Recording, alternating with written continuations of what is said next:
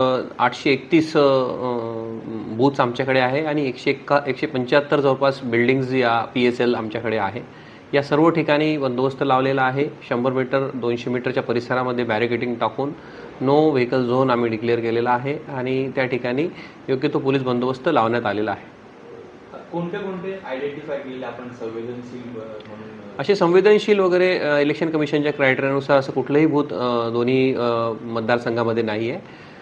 त्या अनुषंगाने सर्व भागामध्ये जे महत्त्वाचे बूथ्स आहेत, जिथे जास्त एकूण बिल्डिंगमध्ये बूथ आहे, त्या ठिकाणी आम्ही व्यवस्थित पेट्रोलिंग लावलेली आहे. महाराष्ट्रात पहिल्यांदाच एकाच टप्प्यामध्ये निवडणूक होत आहे, त्यामुळे आपल्याकडे कर्मचाऱ्यांचा कमतरता वगैरे भासली आहे. दरवेळेसच महाराष्ट्रामध्ये एकाच टप्प्यामध्ये निवडणूक होते आणि योग्य तो पोलीस फोर्स नवी मुंबई पोलिसांकडे उपलब्ध आहे आणि त्याचबरोबर पॅरामिलिटरी, होमगार्ड्स याची अतिरिक्त कुमक पोलीस महासंचालक कार्यालयाकडून आमच्याकडे प्राप्त झाली आहे. त्यामुळे